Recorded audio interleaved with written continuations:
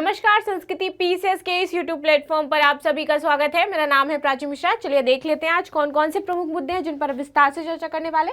तो डेली जैसे मैंने बताया कि मैंने न्यूज़ की संख्या जो है बढ़ा दी है ताकि आपके एग्जाम के पॉइंट ऑफ व्यू से हर एक चीज़ इसमें कवर हो जाए। सबसे पहले हम बात करेंगे विश्व होम्योपैथिक दिवस के बारे में। ठीक है, ये प्रत्येक वर्ष 10 अप्रैल को सेलिब्रेट किया जाता है। अब देख लेते हैं इसकी इस बार की थीम क्या रही है। तो इसकी थीम थी इस बार 2024 की कि होम्यो परिवार एक स्वास्थ्य एक परिवार। ठीक है, तो ये इसकी थीम रही क्योंकि एग्जाम में आपसे कई बार थीम्स पूछ लेते हैं तो इसलिए इंपॉर्टेंट हो जाता है। इसको किसने मनाना शुरू किया या किसने सबसे पहले से इंट्रोड्यूस किया, तो डॉक्टर सैमुअल हैनीमैन की जयंती के अवसर पर हम प्रत्येक वर्ष जो है वह आपका विश्व होम्योपैथिक दिवस मनाते हैं। और पहली बार ये कब सेलिब्रेट किया गया था, तो 2005 में पहली बार इसे सेलिब्रेट किया गया था। बेसिकली इसको मनाने का उद्देश्य ये होता है कि लोगों को होम्योपैथी की तरफ मोड़ना, उसके लिए जागरूक करना और उसके जो फायदे हैं उनको लोगों तक पहुंचाना। तो इस उद्देश्य से इसको मनाया जाता है। चलिए अब बात कर लेते हैं हम होम्योपैथिक जो चिकित्सा पद्धति है उसके बारे में। देखिए, डॉक्टर सैमुअल हैनीमैन एक जर्मन चिकित्सक थे और इन्हें होम्योपैथी का संस्थापक भी कहा जाता है क्योंकि यही सबसे पहले होम्योपैथी ले आए थे। अब क्या होती है होम्योपैथी, जैसे आपने देखा यहाँ पर ये व्हाइट कलर की आपको गोलियां दिखाई दे रही है ना, इसमें कुछ लिक्विड टाइप का होता है, ठंडा ठंडा सा डाला जाता है, अल्कोहल टाइप का, और उसको हम खाते थे तो मीठी मीठी गोलियां हमें बहुत अच्छी लगती थी खाने में और दवाई भी हो जाती थी। तो बेसिकली इसे मानते हैं कि ये क्या करती है, हमारे शरीर में जो रोग है, जो रोग प्रतिरोधी चीजें उनको ज्यादा विकसित कर देती है एंड देन बॉडी को अपने आप से क्या करती है, ठीक करती रहती है। तो होम्योपैथिक चिकित्सा के अनुसार शरीर में खुद को ठीक करने की क्षमता होती है। ठीक है, और होम्यो चिकित्सा पद्धति के सिद्धांत के रूप में होम्योपैथिक दवाएं शरीर की अपने आप ठीक होने की क्षमता को क्या कर देती है, इंक्रीज कर देती हैं। ठीक है, तो इससे हमारी बॉडी जल्दी ठीक होने लगती है। इन्हें बीमारी के लक्षणों को शरीर द्वारा फिर से स्वस्थ होने के लिए की गई प्रक्रिया को समझा जाता है और होम्योपैथी के जो मरीज हैं इनकी जीवन शैली में सुधार करने पर भी ध्यान केंद्रित किया जाता है कि जब भी आप होम्योपैथिक खाते हो तो आपको कच्चा प्याज नहीं खाना होता है, खट्टी चीज़ें नहीं खानी होती हैं, तो इन सारी चीज़ों को मना कर दिया जाता है। अभी आप एलोपैथिक होम्योपैथिक की दवाई आपने सुनी होगी, ठीक है, अंग्रेजी दवा जिसको हम कहते हैं बेसिकली एलोपैथिक को। ठीक है, इस पद्धति को बिना कोई साइड इफेक्ट वाला उपचार माना जाता है कि यदि आप इसको खाते हो तो इससे कोई साइड इफेक्ट नहीं है, इवन आपकी जो बीमारी है ये जड़ से खत्म कर सकता है। आयुर्वेदिक हम इलाज करवाते हैं, होम्योपैथिक इलाज करवाते हैं, एलोपैथिक इलाज करवाते हैं। तो ये 3 टाइप्स है जिनमें हम इलाज करवाते हैं। चलिए आगे देख लेते हैं। अब भारत द्वारा विश्व व्यापार संगठन में शांति खंड का प्रयोग क्या है ये, तो भारत में चावल के लिए जो निर्धारित सब्सिडी सीमा थी उसको क्या किया गया, उसका उल्लंघन करने के कारण विश्व व्यापार जो संगठन है इसने शांति खंड को लागू कर दिया है कि चावल की जो एक रेट है वर्ल्ड लेवल पर जो हम एक्सपोर्ट और इंपोर्ट कर रहे हैं, इस सीमा का उल्लंघन किया गया है, सब्सिडी सीमा का उल्लंघन किया गया है। ठीक है, विश्व व्यापार संगठन ने मानदंडों के तहत सदस्य देश उत्पादन के मूल्य के 10% से अधिक सब्सिडी प्रदान नहीं कर सकते हैं, इसके बारे में कहा गया है। और यहाँ पर क्या है, यही सीमा जो 10% बताई गई है कि इससे ज्यादा आप सब्सिडी नहीं दे सकते हैं, इसका उल्लंघन कर रहा है। भारत द्वारा किसानों को उत्पादन के मूल्य की लगभग 12% सब्सिडी प्रदान करी जा रही है चावल के मूल्यों पर, और फिर भी आप देख रहे हो कि आपको एक किसान प्रोटेस्ट ये सब देखने को मिल रहे हैं। और विश्व व्यापार संगठन ने क्या कहा है कि भारत क्या कर रहा है, चावल से रिलेटेड जो भी उत्पाद है उनकी सब्सिडी का उल्लंघन कर रहा है क्योंकि वर्तमान में हम 12% सब्सिडी दे रहे हैं। अब शांति खंड क्या है, चलिए इसको समझ लेते हैं। तो विश्व व्यापार संगठन के अनुसार विकासशील देश उत्पादन के मूल्य के 10% से अधिक सब्सिडी नहीं प्रदान कर सकते हैं। ठीक, इस सीमा से अधिक सब्सिडी को व्यापार को विकृत करने के रूप में देखा जा रहा है और भारत इस सब्सिडी सीमा में संशोधन की मांग करता है। भारत का कहना है कि आप इस सब्सिडी सीमा को बढ़ाओ, आपने क्यों 10% कर रखी है। विश्व जो वर्ल्ड हमारा व्यापार संगठन है, और वर्ल्ड व्यापार संगठन कह रहा है कि जो भी विकासशील देश है उनके लिए हमने जो सीमा तय करी है वो 10% ही है, इससे ज्यादा हम नहीं कर सकते। भारत का कहना है कि आप सीमा को बढ़ा दो। तो भारत ने क्या किया, क्योंकि विश्व व्यापार संगठन ने सीमा को नहीं बढ़ाया तो भारत ने खुद अपने यहाँ पर 12% सब्सिडी देना शुरू कर दिया। इसके बाद शांति खंड के उल्लंघन के आरोप में, क्योंकि भारत ने क्या किया, इस सीमा को तोड़ा है, तो यहाँ पर कहा जा रहा है कि आप अपनी इस चीज को ठीक करिए। आगे बात करते हैं, वर्ष 2013 में बाली मंत्री स्तरीय बैठक में WTO ने एक तंत्र स्थापित करने पर सहमति व्यक्त की जिसमें लोकप्रिय रूप से शांति खंड कहा जाता है, उसको हम शांति खंड कहते हैं। और शांति खंड के तहत किसी विकासशील देश द्वारा निर्धारित सब्सिडी सीमा के किसी भी उल्लंघन को चुनौती नहीं दी जा सकती है। जहां पर ये क्लियरली मेंशन किया गया है कि जो यहाँ पर आपको सीमा दी गई है उसी सीमा के अंदर आपको सब्सिडी देनी है। यदि आप उल्लंघन करोगे तब आपको क्या है, इसकी भरपाई करनी पड़ेगी। यह तब तक लागू रहेगा जब तक सब्सिडी की समस्या से स्थायी समाधान नहीं मिल जाता है, तब तक ये लागू वहां पर रहेगा। विश्व व्यापार संगठन के बारे में जानें तो इसकी स्थापना आपकी 1995 में की गई थी और इसका मुख्यालय स्विट्जरलैंड जिनेवा में है। ठीक है, इसकी स्थापना मार्के समझौते के तहत हुई थी। वर्तमान में इसमें यूरोपीय संघ सहित 164 कंट्रीज शामिल हैं। और कार्य क्या होते हैं इसके, तो अंतर्राष्ट्रीय व्यापार हेतु नियम बनाना, प्रतिस्पर्धाएं जो है उनको देखना, फेयर ट्रेड हो इसको सुनिश्चित करना है, व्यापार बाधाओं को कम करना है, व्यापार से संबंधित जो विवाद होते हैं उनका समाधान करना है और प्रमुख अंतर्राष्ट्रीय जो आर्थिक संस्थान है इनके साथ सहयोग स्थापित करके कार्य करना है। तो इसी के तहत यह कार्य करती है। चलिए आगे आ जाते हैं मनोज पांडा के बारे में, जो 16वें वित्त आयोग के सदस्य बने हैं। तो इसको हम समझेंगे और वित्त आयोग के बारे में जानेंगे। तो ये क्या है, प्रमुख एक प्रसिद्ध अर्थशास्त्री रह चुके हैं और इनको अब 16वें वित्त आयोग का सदस्य बनाया गया है। ये निरंजन राज्याध्यक्ष का स्थान लेंगे जिन्होंने व्यक्तिगत कारणों से वित्त आयोग से इस्तीफा दे दिया है। वर्तमान में अब क्या व्यक्तिगत कारण रहे हैं वो हम नहीं जान सकते। चलिए वित्त आयोग के बारे में बात करें तो ये एक संवैधानिक निकाय है, संविधान में मेंशन किया गया है, तथा अर्ध न्यायिक निकाय है।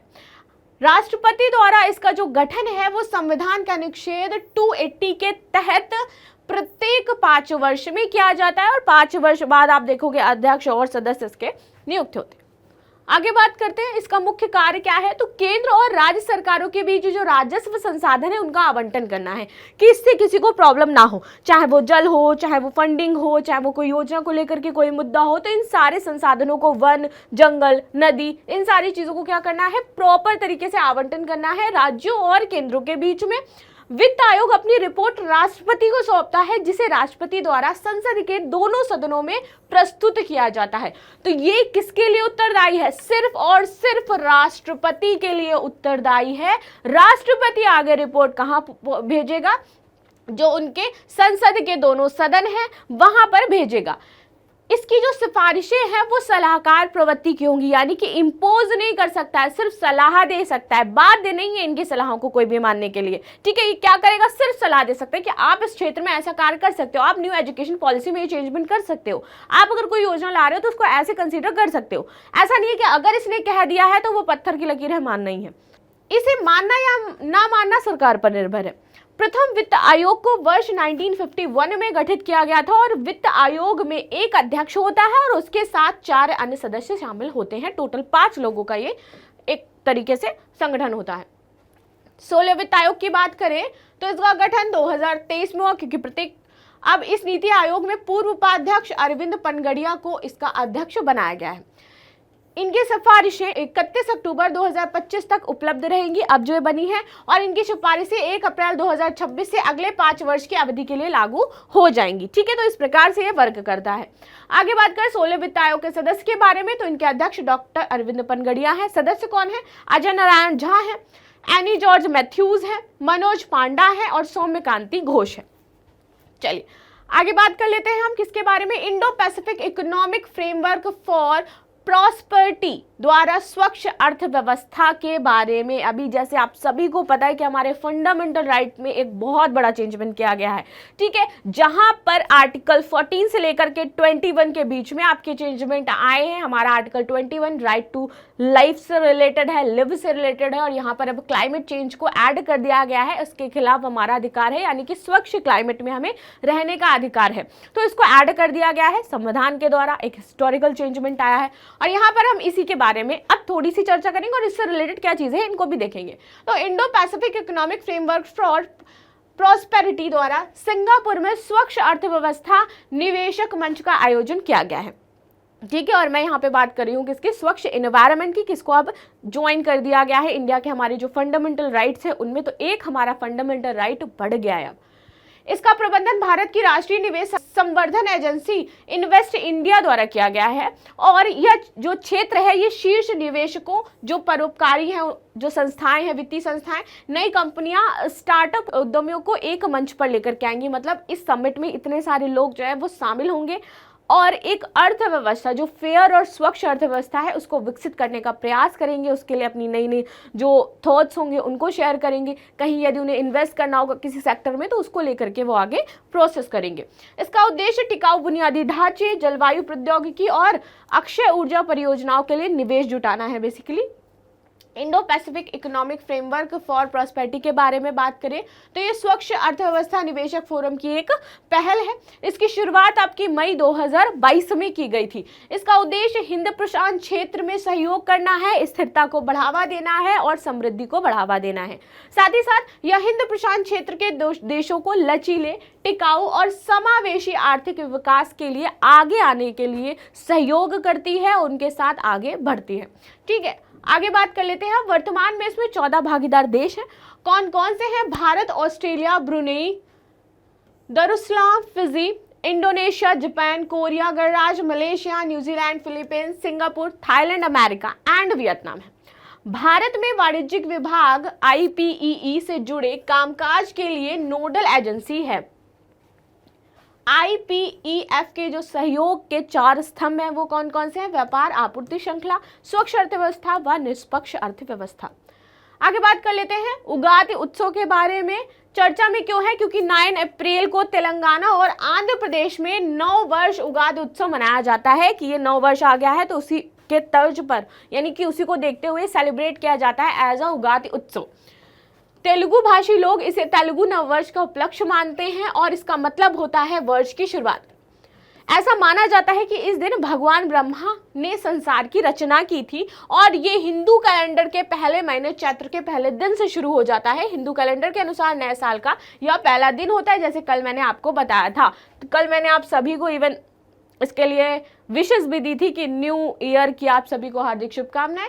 अब बात करते हैं इसरो की चंद्रयान 3 टीम को जॉन एल जैम सिगर्ट जूनियर पुरस्कार दिया गया है। तो हाल ही में चंद्रयान 3 टीम को जॉन एल जैक सिगर्ट जूनियर पुरस्कार प्रदान किया गया है। इसरो की जो चंद्रयान टीम है इसकी ओर से ह्यूटन में भारत के महावाणिज्य दूत DC जो मंजुनाथ थे उन्होंने इस पुरस्कार को ग्रहण किया, क्योंकि पूरी टीम तो जा नहीं सकती थी तो उन्होंने इसको ग्रहण किया है। जॉन एल जैक स्विगर्ट जूनियर पुरस्कार के बारे में जाने तो ये अमेरिका के स्पेस फाउंडेशन का एक बहुत ही प्रतिष्ठित पुरस्कार है, यानी कि जो स्पेस से रिलेटेड वर्क करते हैं उसमें अच्छा कार्य करते हैं उनको इस पुरस्कार से सम्मानित किया जाता है। स्पेस फाउंडेशन वर्ष 1983 में स्थापित की गई थी और ये एक गैर लाभकारी संगठन है। यह वैश्विक अंतरिक्ष पारिस्थितिकी तंत्र के लिए सूचना, शिक्षा और सहयोग प्रदान करता है। इस पुरस्कार को अंतरिक्ष यात्री जॉन एल जैक स्विगर्ट जूनियर की स्मृति में दिया जाता है और यह वार्षिक पुरस्कार है जिसे अंतरिक्ष अन्वेषण खोज के क्षेत्र में अंतरिक्ष एजेंसी या कंपनी या संगठनों को प्रदान किया जाता है। आगे बात कर लें जिग जिम्बाब्वे की नई स्वर्ण समर्थित मुद्रा। तो हाल ही में जिम्बाब्वे के केंद्रीय बैंक ने नई मुद्रा जिग को लॉन्च किया है। जिग जिम्बाब्वे गोल्ड का संक्षिप्त रूप है और यह स्वर्ण समर्थित मुद्रा है। यह मुद्रा 1 से 200 जिग तक के 8 मूल्य वर्गों में शुरू की गई है और यह जिम्बाब्वे डॉलर की जगह लेगी, क्योंकि जिम्बाब्वे में पहले कौन सी मुद्रा चलती थी? जिम्बाब्वे डॉलर चलती थी, लेकिन अब जिम्बाब्वे की नई मुद्रा आ गई है जिसको क्या बोला गया है? जिग बोला जा रहा है, यानी कि जिम्बाब्वे गोल्ड। जिम्बाब्वे डॉलर का मूल्य पिछले वर्षों में गिर गया जिससे मुद्रास्फीति अत्यधिक वहां पर बढ़ गई थी। अंत में बात कर लेते हैं प्रश्न की कि प्रश्न क्या है कि विश्व व्यापार संगठन की स्थापना किस वर्ष हुई थी? 1993, 1994, 1995, 1996। तो आप सभी मुझे कमेंट में इसका आंसर ज़रूर दीजिएगा। बहुत कम लोग पार्टिसिपेट कर रहे हो, मेरे को बहुत सारे आपके क्वेश्चंस भी कम में मिल रहे हैं, ज़्यादा नहीं मिलते। आप PDF से रिलेटेड पूछते हो तो मैं बता देती हूँ। तो आप सभी PDF जो है वो देख सकते हो जा करके, लिंक डिस्क्रिप्शन में दिया रहता है। मिलते हैं नेक्स्ट क्लास में, तब तक के लिए धन्यवाद। लाइक शेयर सब्सक्राइब करना बिल्कुल ना भूलें एंड आंसर ज़रूर दें।